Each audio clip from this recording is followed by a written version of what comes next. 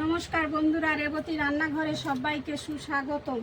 আজ আমি আপনাদের জন্য একটা নতুন ধরনের রেসিপি নিয়ে এসেছি। তো আমি আজকে আপনাদের বানিয়ে দেখাবো। এখানে আমি গোবিন্দভোগ চাল নিয়েছি, আর এখানে বিরুলির ডাল গোবিন্দভোগ চাল আমি ভালো করে 2-3 বার করে জলে ধুয়ে 2 ঘন্টা ভিজিয়ে রেখেছিলাম। ডাল চালটাকে কিন্তু জলে ভিজিয়ে রাখতে হবে। আর আমি নিয়েছি অল্প করে একটু নারকেল নিয়েছি।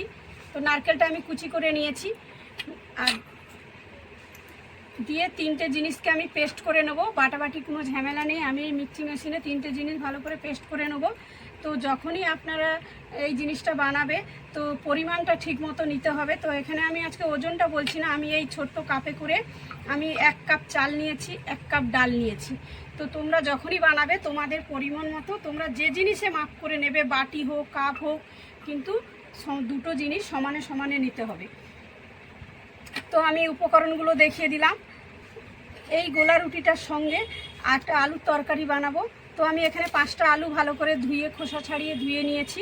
তো আলুর তরকারি বানানোর জন্য আমি এখানে 4টে কাঁচা লঙ্কা নিয়েছি, 3টে শুকনো লঙ্কা নিয়েছি, একটু কালো জিরে নিয়েছি, একটা ছোট্ট টমেটো কুচি নিয়েছি, আর সামান্য একটু আদা নিয়েছি। এটা আমি পরে বেটে দেব। আর কারি পাতা নিয়েছি, এটা কারি পাতা ধুয়ে আমি রেখেছি এখানে।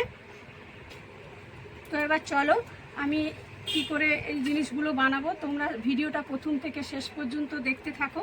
তো গোলা রুটি সাধারণত সবাই ময়দা দিয়ে গোলা রুটি বানায়, তো আমি আজকে নতুন ধরনের একটা গোলা রুটি বানিয়ে দেখাবো আপনাদের।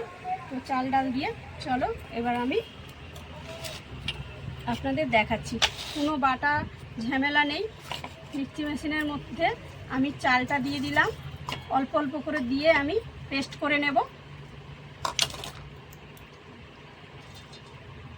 ডাল দিয়ে দিলাম। তো এটা ছোট বাটি, একসঙ্গে হবে না, তাই আমি অল্প অল্প করে দিয়ে নিচ্ছি। তো এর মধ্যে নারকেল কুচিও দিয়ে দিলাম। তো যখনই আমরা নারকেলটা দেব, নারকেলের পিছনে থাকা এই কালো খোসাগুলো ছুলে দিতে হবে। তো আমি এগুলো প্রত্যেকটা নারকেলের এই যে কালো খোসাগুলো বটিতে আমি ছুলে দিয়েছি। তো খোসাগুলো ছুলে দিতে হবে। তো আমার পেস্ট করা হয়ে গেছে।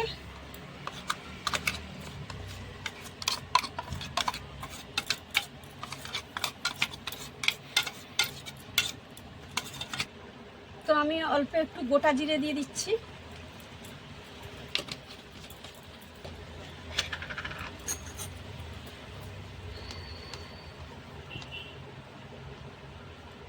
পরিমাণ মতো নুন দিয়ে দিচ্ছি।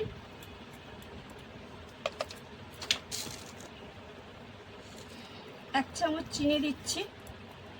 মিষ্টিটা তোমাদের পরিমাণ মতো তোমরা দেবে। তো আমি এখানে নুন, চিনি আর একটু গোটা জিরে দিয়েছি, দিয়ে এটা ভালো করে ফাটিয়ে নিতে হবে।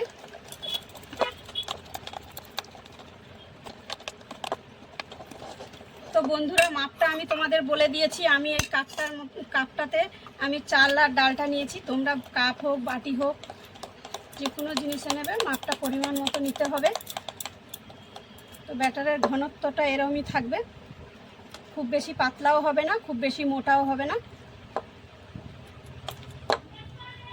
দেখিয়ে দিলাম, এই দেখো চামচের পিছনে লেগে আছে, এরকমই মোটা থাকতে হবে, খুব বেশি পাতলা হলে হবে না। তো আমার হয়ে গেছে, এবার আমি এটাকে ঢেকে রেখে দেবো।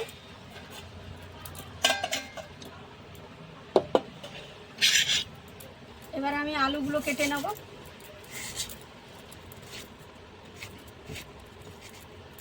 আলুগুলো এরকম টুকরো করে নিতে হবে।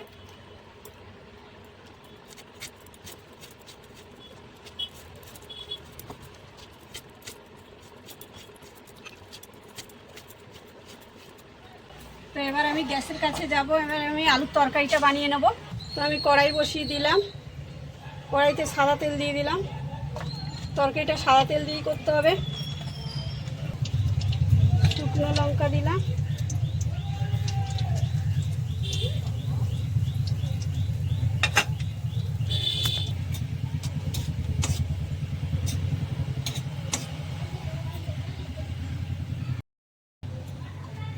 লঙ্কাটা লাল হয়ে ভাজা হয়ে গেছে। আমি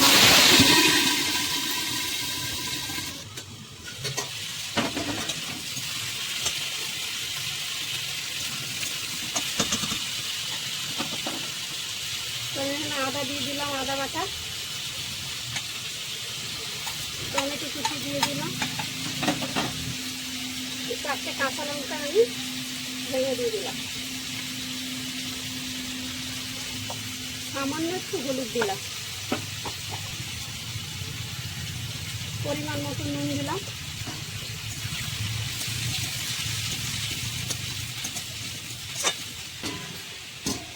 আমি ঢেকে দিলাম, 2 মিনিট অন্তর অন্তর একটু নাড়তে হবে।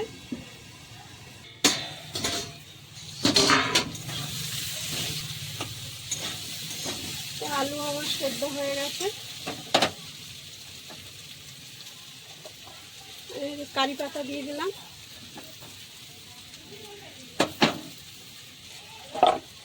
অল্প করে একটু চিনি দিয়ে দিলাম, দিয়ে সব উপকরণ ভালোভাবে মিশিয়ে নিলাম।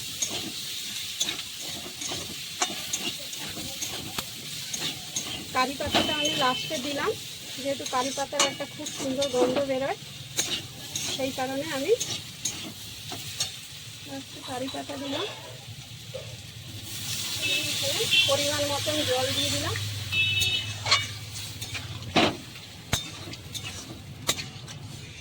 তো আমি এখানে 1 গ্লাস জল দিলাম।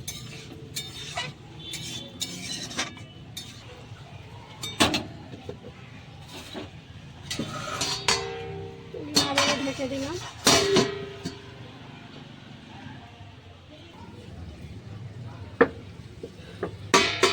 তো আমার 10 মিনিট হয়ে গেছে। তো আমি খুলে দেখছি তরকারিটা, আমার আলু সেদ্ধ হয়ে গেছে।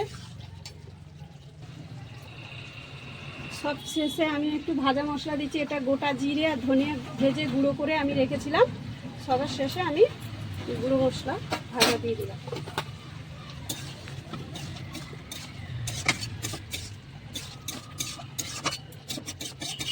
তো আমার আলুর তরকারি হয়ে গেছে, আমি এবার নামিয়ে নিচ্ছি। তো আমি আলুর তরকারি হয়ে গেছে, আমি চাটুটা বসিয়ে দিয়েছি। তো আমার চাটুটা গরম হয়ে গেছে, তো একটু তেল ব্রাশ করে নিতে হবে।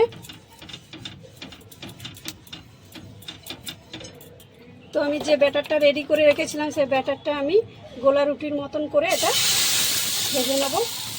তো আমি এখানে দিয়ে এবার হাতার পিছনটা দিয়ে ভালো করে গোল করে দিতে হবে।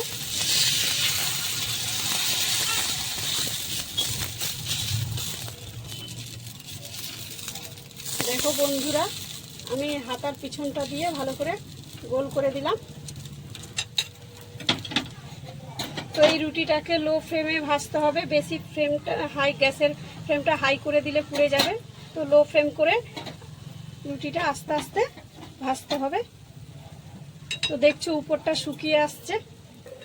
উপরের অংশটা শুকিয়ে এলে আমি উপর থেকে একটু তেল ব্রাশ করে দিচ্ছি।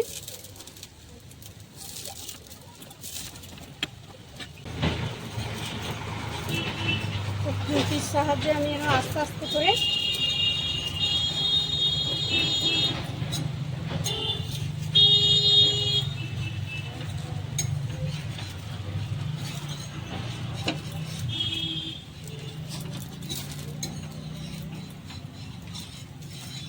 এভাবে উল্টিয়ে দিলাম। তো আমার 1 পিঠ হয়ে গেছে।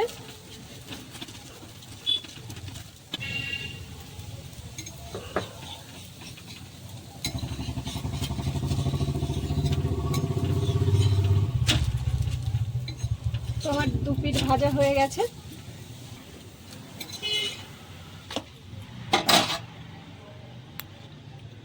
আবার একটু তেল ব্রাশ করে দিচ্ছি। তো বাকিগুলো আমি এরকম করে সব ভেজে নেব।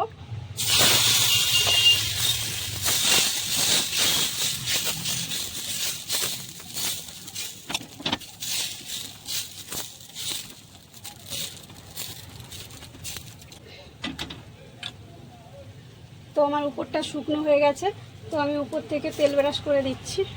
প্রত্যেকটা রুটি এইভাবে করে ভেজে নিতে হবে।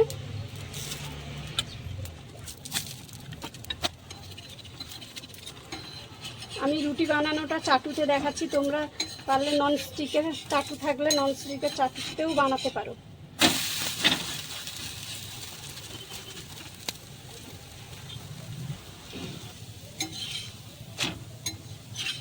তো আমার সব গোলা রুটি বানানো হয়ে গেছে। চলো এবার আমি তোমাদের প্লেটে পরিবেশন।